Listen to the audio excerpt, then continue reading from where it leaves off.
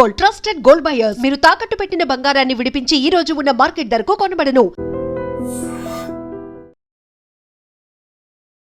నమస్తే అమ్మా. నమస్తే అమ్మా. అమ్మ, మనకి ఈ మాసంలోనే అక్షయ తృతీయ ఉంది. అవునమ్మా. ప్రతి సంవత్సరం మనం మాట్లాడుకుంటూనే ఉంటాం అక్షయ తృతీయ గురించి. అసలు అక్షయ తృతీయ అనేది ఒక ప్రత్యేకమైన దినంగా, అంటే పర్వదినంగా ఎలా వచ్చింది? ఈ రోజు అసలు మనం పాటించాల్సిన విషయాలు కానీ, పూజించాల్సిన పద్ధతులు కానీ ఏ విధంగా ఉంటాయమ్మా? అమ్మ, ప్రత్యేకంగా ఒక కథ లాంటి ఇతివృత్తం కాకపోయినా ప్రతి తిథికి కూడా ఒక ప్రత్యేకత ఉంటుందమ్మా. ఈ తృతీయలన్నీ కూడా గౌరీదేవికి సంబంధించినవి.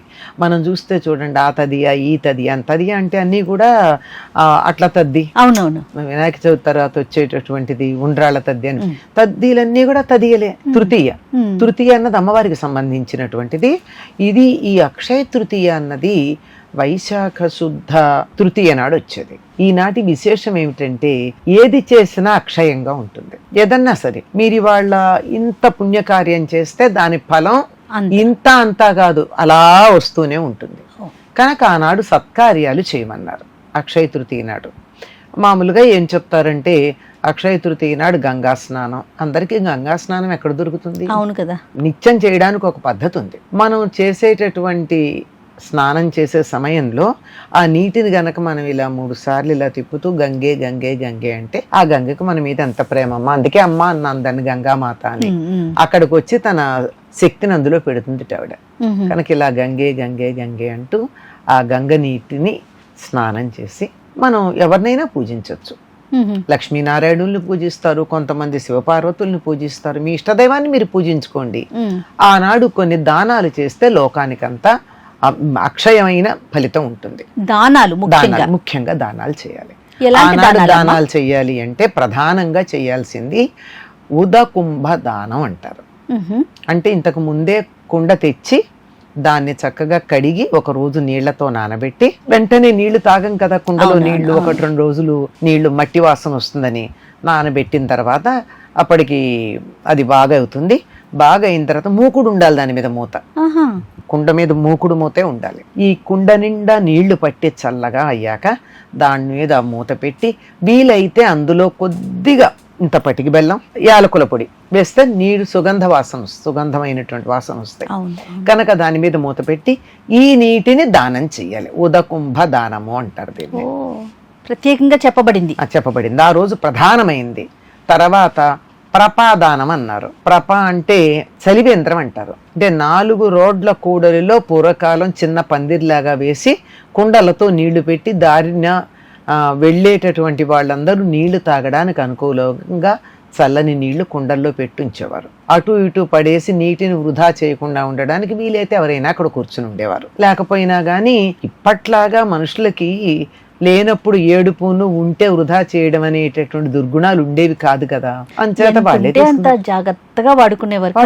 దేన్నైనా పెరట్లో నుయ్యి ఉంటే కూడా నీటిని వృధా చేసేవారు కాదు. అందువల్ల ఆ రోజుల్లో సంపదలు ఉండేవి. కరెక్ట్ అమ్మా. అది చక్కగా దాన్ని తెచ్చుకుని, అదే ప్రపాదానం అంటే ఆ రోజు మొదలు పెట్టాలన్నమాట. చలివేంద్రం పెట్టి, చలివేంద్రం ద్వారా ఇప్పట్లాగా బాటిల్స్ మోసుకెళ్ళడాలు అవి లేకుండా దారిలో దాహం వేస్తే మంచిని తాగడానికి ప్రపాదానం, ఉదకుంభదానం, ప్రపాదానం.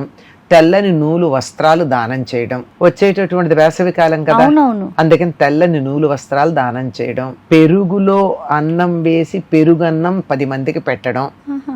పెరుగు కుండ దానం చేయడం. చెప్పులు దానం చేయడం. గొడుగు దానం చేయడం. ఇవాళ ప్రధానంగా చేయాల్సిన పనులు.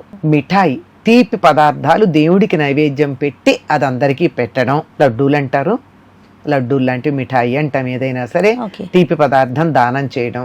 ఇలా చేసినట్టయితే అక్షయమైనటువంటి ఫలితం ఉంటుంది.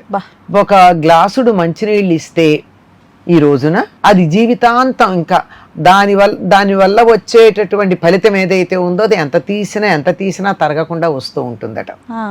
అందుకని చెప్తారు. అలాగే ఈ రోజు గనక కొంచెం బంగారం గనక దానం చేసినట్టయితే ఎంతో బంగారం దానం చేసిన ఫలితం ఉంటుంది. దానం చేసినట్లయితే కానీ మరి ఇప్పుడు అంతా ప్రజంతా కూడా ఎటు పరుగులు పెడుతున్నామమ్మా. కొనుక్కోవాలి. కరెక్టేనమ్మా, బాగుంది. అది ఎందుకనంటే అక్షయం అన్నారు కదా. ఇవాళ చిన్న బంగారం కొనుక్కుంటే బోల్డ్ బంగారం వస్తుంది అని. కానీ ఆ బంగారం కొనడానికి నువ్వు డబ్బు పెట్టావు కదా, ఆ ఖర్చు పెట్టే ఖర్చు కూడా అక్షయంగా ఉంటుందేమో, అంతే కదా. అది ఆలోచించరే. అవును అవును, ఇది ఆలోచన చేయాల్సినటువంటి మాట. ప్రతి ఒక్కరంటే అంటే చూడండి, వచ్చేది వేసంకాలం గనక చెప్పుల దానం ప్రధానం. వేసంకాలం గనక గొడుగు వేసుకుని పెడితే ఎండ బాధ ఉండదు, అది ప్రధానం. నూలు వస్త్రాలు తెల్లనివిగా కట్టుకుంటే సుఖంగా ఉంటుంది, అది వేసవి కాలానికి ఉపయోగపడేది. చలివేంద్రం గాని ఉదకుంభదానం గాని వీటికి సంబంధించినవి. ఇవన్నీ చూడండి వాతావరణానికి అనుగుణంగా చేసేవి, 10 మందికి మేలు కలిగించేవి. ఎప్పుడూ కూడా ఇతరులకు మేలు కలిగించి వాళ్ళ కళ్ళల్లో ఆనందం గనక చూసినట్టయితే మనలో ఆక్సిటోసిన్ అనేటటువంటి ఇది వస్తుంది. ఇది ఒక హార్మోన్, దానివల్ల మనకు ఆనందం కలుగుతుంది. అవునమ్మా. అయితే లక్ష్మీనారాయణని కొలవాలని చెప్పారు కదమ్మా. అండ్ కొంతమంది శివపార్వతుల్ని కొలుస్తారు. ఎవరైనా ఎవరి ఇష్టదైవం వాళ్ళు కొలవచ్చు. దీనికి ప్రత్యేకమైన పూజా విధానం ఏదైనా ఉంటుందమ్మా? ఈ రోజు ఏం లేదు, చెప్పగా గంగా స్నానం చేయమని చెప్పారు. గంగా స్నానం చేసి పూజ చేసి లడ్డూలు నివేదన చేసి 10 మందికి పంచమని చెప్పారు. ఇది చాలా సంతోషం అమ్మా. నమస్తే అమ్మా. And for more videos, please subscribe to iDream channel. Subscribe to iDream Media. Please subscribe to iDream. Please subscribe to iDream. Please subscribe iDream. And please subscribe to iDream. For more videos, subscribe to iDream. please like, share and subscribe to the channel. Congratulations, iDream. Subscribe to iDream. Subscribe to iDream. So subscribe to iDream Media. iDream ki iDream team andarki huge congratulations. Please subscribe iDream Media. Please subscribe to iDream. Subscribe iDream. Please subscribe to iDream. iDream అంటే నా కళల channel subscribe చేసుకున్న నోరు తిరుగుతలేదు, మీరైతే గంట గుర్తు కొట్టండి. For more such videos, please subscribe to iDream. Subscribe to iDream. Please subscribe to iDream. Please subscribe iDream Media. Please do subscribe to iDream. Please subscribe to iDream Media. For best entertainment and information, please subscribe iDream. And don't forget to subscribe to iDream.